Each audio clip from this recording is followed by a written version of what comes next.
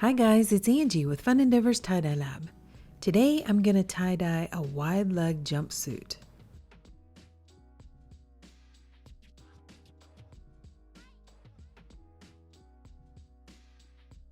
For this jumpsuit, I'm going to tie a single geode design on it. And I'm going to start tying up in the strap area. So I'm going to grab one side of the jumpsuit and grab one side of the straps and start tying from there. I'm going to tie the stripes the way I do when I do just a single geode. I'm going to vary the distance between the stripes, and I want the stripes to be more natural and fluid on the jumpsuit. I don't want them to be straight across. So I started from one side of the strap area, and so that's going to help keep the stripes from just being straight across the jumpsuit. I want them to go more at an angle. So periodically, I'll lift the jumpsuit up off of the table and just kind of give it a shake, let it fall naturally, and keep tying.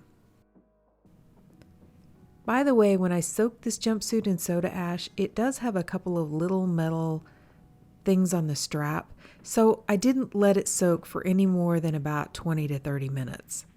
I don't want the soda ash to damage those metal pieces on the straps.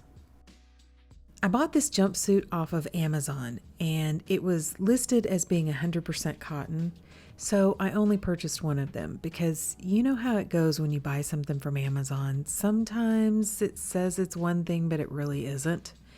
It actually happens to be 83.7% cotton and 16.3% linen. I know those are really strange numbers, but that was what was marked on the inside of the tag. I was happy though that it was at least cotton and linen and not polyester, so it should dye up nicely. When I get to the leg area of the jumpsuit, I'm not going to separate the legs and tie them individually.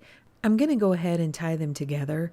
I know one leg is going to be a little bit longer than the other because I'm tying at an angle, but that's perfectly fine. I don't mind that a bit.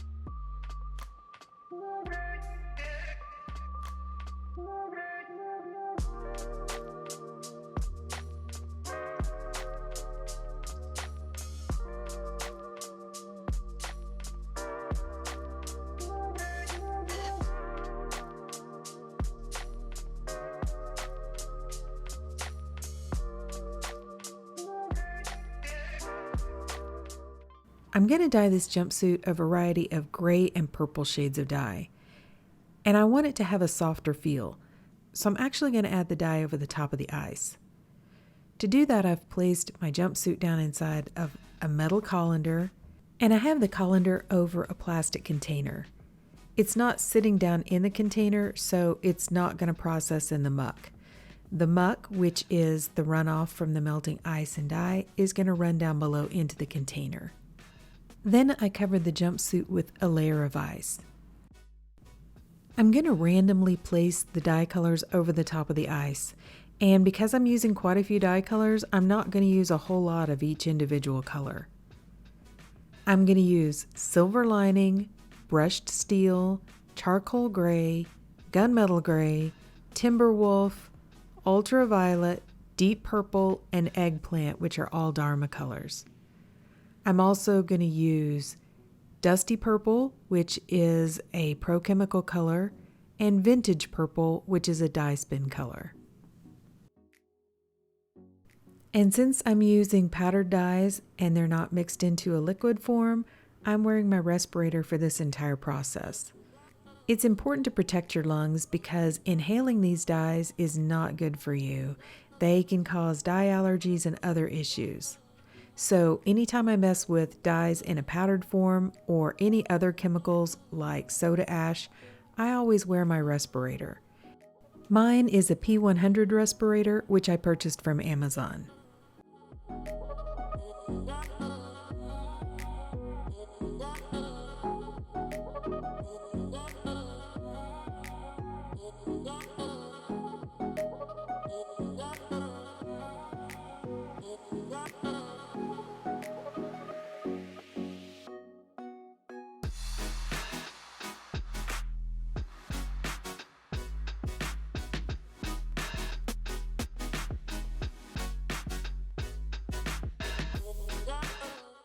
Then over the top of the dye, I'm going to place a little sprinkle of dry soda ash. This is just to make sure that when all of that ice that I've placed on top of the jumpsuit melts and goes through the jumpsuit, it doesn't rinse out all the soda ash that was originally in the jumpsuit from the soaking process. I placed this aside and allowed the ice to melt and allowed it to process for about 24 hours. Part of that time, I put the jumpsuit outside. I placed a plastic lid over the top of the colander. It didn't fit the colander, but I just kind of laid it over the top to keep the direct sunlight off of the jumpsuit. Then to rinse the jumpsuit, I took it to my utility sink and I began rinsing it in cold water to get out the soda ash. As you can see, I have some light areas on the back side of the jumpsuit, so I'm hoping I have fairly decent color saturation.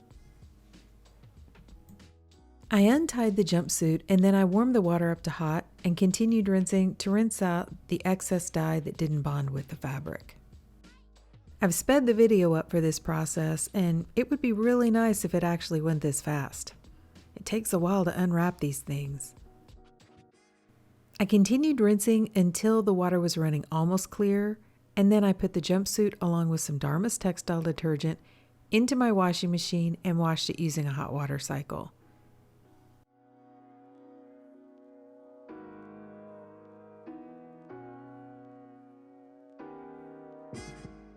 Okay, so it's been washed and dried, and here's what it looks like.